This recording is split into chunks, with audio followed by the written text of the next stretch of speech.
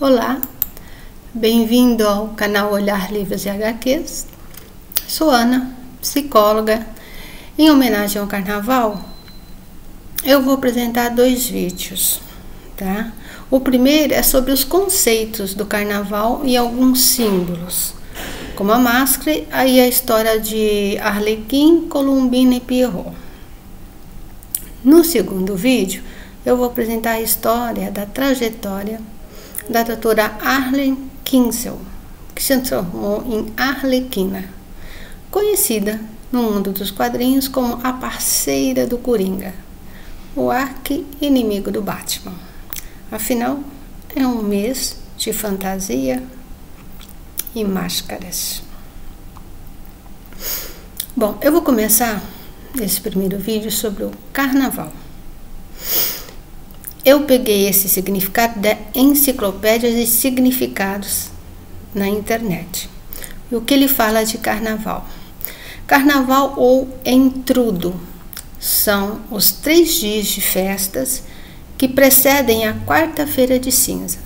É uma palavra com origem no latim, carnavale, o que significa dizer adeus à carne.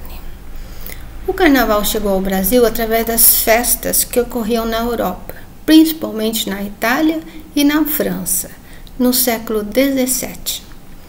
Entrudo. Entrudo é uma antiga celebração que acontecia nos 3 primeiros dias da quaresma e que foi substituída pelo atual carnaval.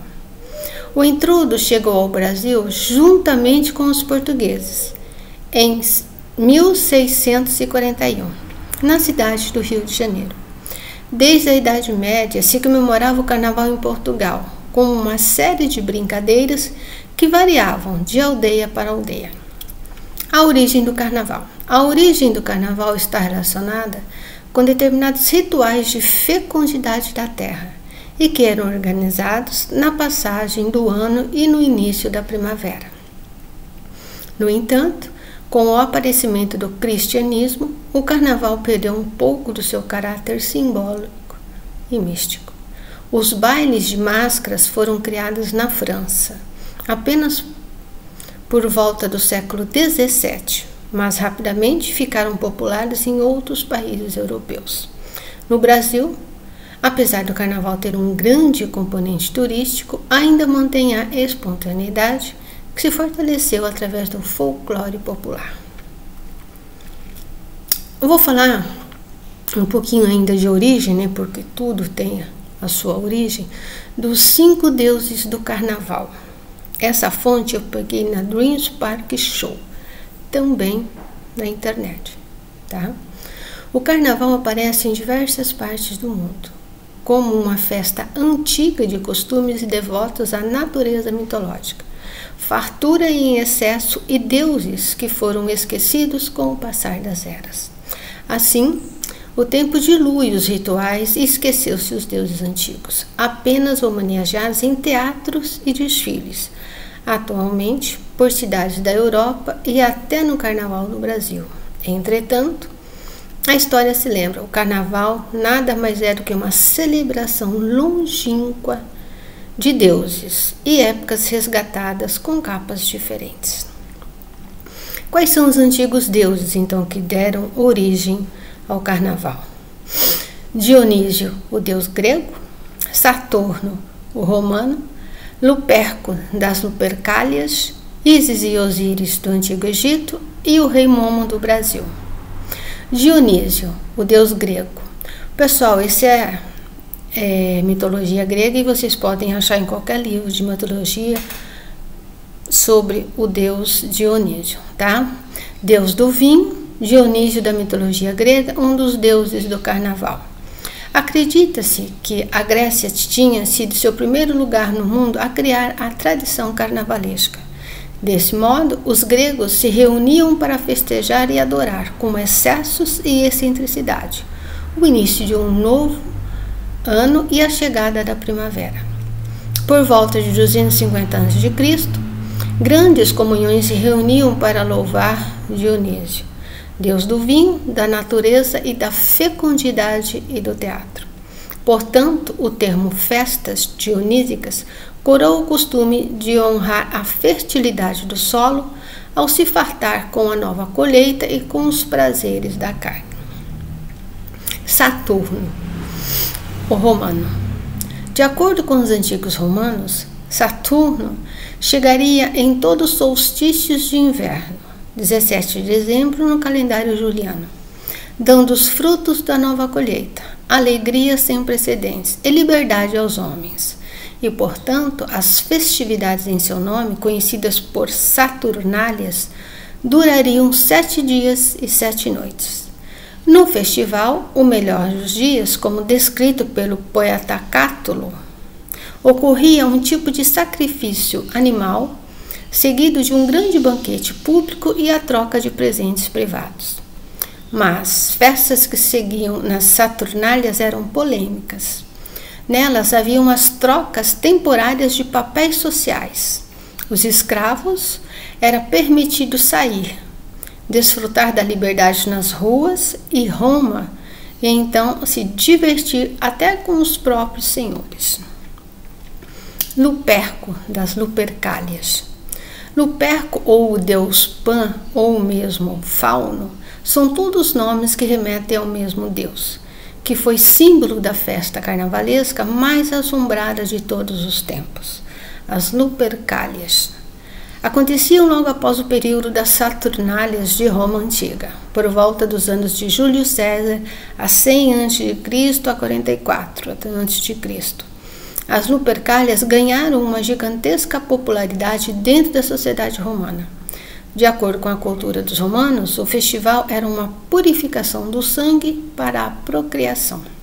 As festas de purificação começavam com sacerdotes vestidos de peles e galhos, banhando-se no sangue de animais sacrificados. Então, lavava-se o sangue com leite para completar o ritual, limpar Roma.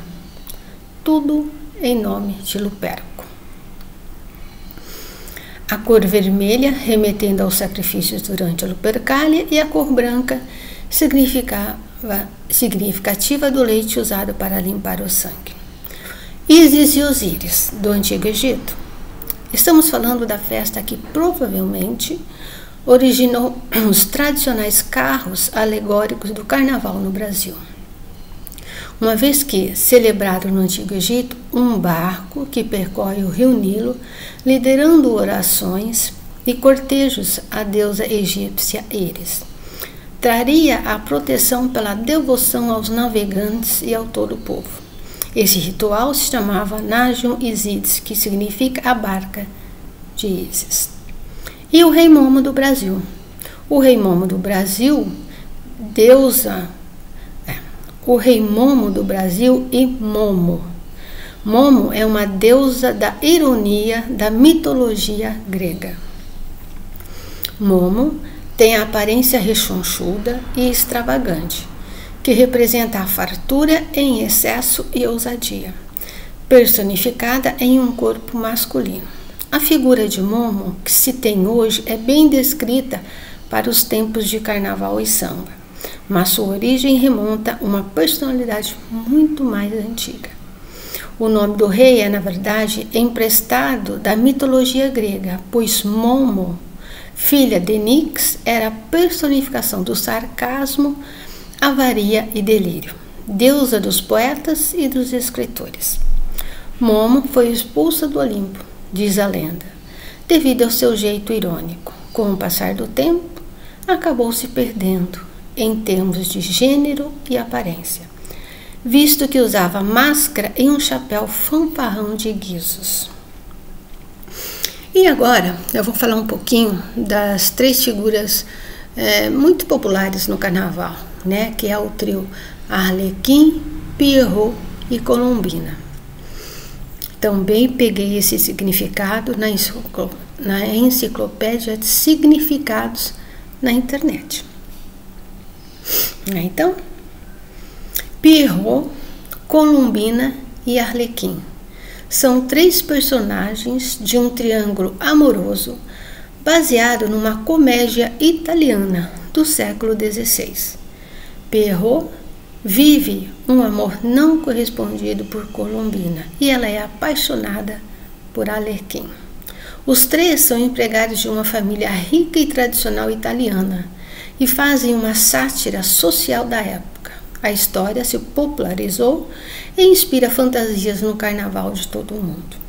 Os personagens têm sua origem na Commedia dell'arte italiana, uma espécie de teatro popular encenado nas ruas para o público que não tinha acesso aos grandes teatros. O Pierrot é um palhaço triste na Commedia dell'arte. Vivia um amor platônico por Colombina. Não tendo coragem de se declarar, guardava flores e escrevia cartas e não as enviava. Por isso, é muitas vezes representado com uma lágrima no rosto, uma flor ou um bilhete nas mãos. Normalmente, sua roupa é branca com detalhes em preto. Pierrot originalmente chamava-se Pedrolino, mas a tradição para o francês tornou-se mais popular. A marchinha de carnaval narram sobre as desilusões amorosas de Pierrot e tem uma canção interpretada por Noel Rosa. É só o trechinho, né? Pierrot apaixonado que vivia só cantando por causa de uma Colombina acabou chorando. E a Colombina? A Colombina era aia da filha do mercador de Veneza, Pantaleão, amiga de Pierrot, sem saber que esse detinha um amor escondido por ela. Encantou-se com as peripécias de Arlequim e apaixonou-se. Era comum na Commedia dell'arte que Colombina cantasse e dançasse para chamar a atenção de Arlequim. No carnaval, as fantasias inspiradas em Colombina são muito tradicionais. Mesclam as variadas cores presentes nas festividades com roupas femininas de época. E é comum que Colombina, além de pintura no rosto, utilize uma máscara. E Arlequim? Diferente de Pierrot, Arlequim representa a alegria e a diversão. Isso pode ser observado por suas fantasias coloridas, que inspiram palhaços por todo o mundo. Na história tradicional, o Arlequim era um empregado malandro e brincalhão da casa de Pantaleão. Costumava fazer graça com todos os personagens, malabares e acrobacias. Também era conhecido como ladrão de beijos. Por um desses beijos roubados, passou a envolver-se num romance com Colombina. Sua fantasia apresenta uma composição feita de retalhos ou tecidos coloridos. Tradicionalmente, a fantasia de Arlequim apresenta fórmulas losangulares. E agora mais alguns símbolos do carnaval, que acho que um dos maiores são as máscaras, né? E aí eu peguei o que significa máscara no dicionário de símbolos que eu já mostrei para vocês muitas vezes, do Jean Chevalier, e que ele fala das máscaras. O simbolismo da máscara no Oriente varia segundo suas utilizações. Seus tipos principais são a máscara de teatro, a máscara carnavalesca, a máscara funerária, utilizada especialmente entre os egípcios. O caso das máscaras carnavalescas, onde o aspecto inferior e satânico é manifestado de forma exclusiva, com vistas à expulsão. Ele é o liberador. Ele é também, na ocasião das antigas festas chinesas do No, correspondente à renovação do ano. Ele opera como uma catarse. A máscara opera como uma catarse. A máscara não esconde, mas ela revela. Ao contrário, tendências inferiores que é preciso pôr a correr. Uma última coisa, as tradições gregas, assim como as civilizações de Minos e Micenas, conheceram as máscaras rituais das cerimônias e das danças sagradas. As máscaras funerárias, as máscaras votivas, as máscaras de disfarce e por aí vai. O símbolo da máscara se presta a cenas dramáticas como contos, peças, filmes, em que a pessoa se identifica a tal ponto com seu personagem, com sua máscara, que não consegue mais se desfazer dela, que não é mais capaz de retirá-la. E ela se transforma na imagem representada. Aqui já é mais uma questão mais psicológica, né?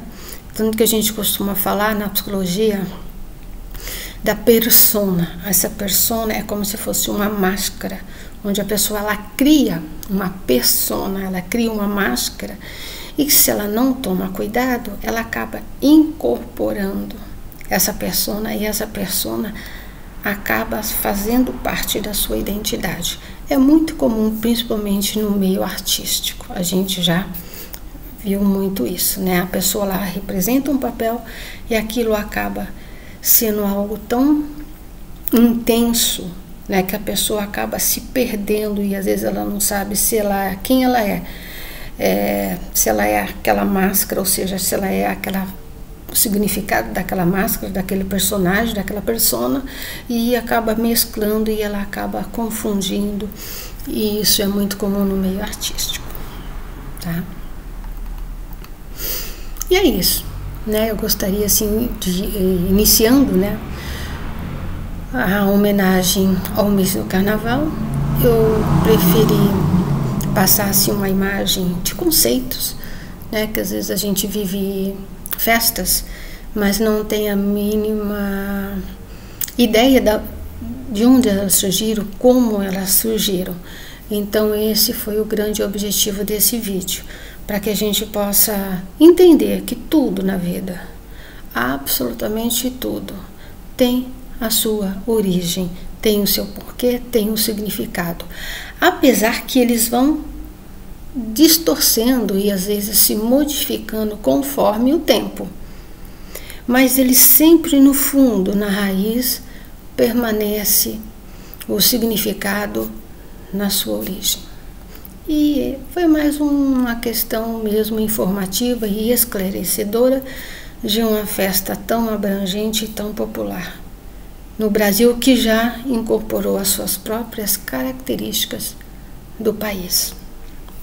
Espero que tenham gostado, espero que tenha sido informativo, se vocês, né, nunca tinham ouvido falar principalmente da história do trio ali, Colombina, Pierrot e Arlequim. E eu volto no segundo vídeo para falar uma fantasia, na verdade, né? Continuo na fantasia, na história da Arlequina, mas aí é uma coisa mais psicológica profunda, mas com um peso maior. Tudo bem? Por enquanto eu agradeço. Deixem um like, compartilhem. Até o próximo olhar.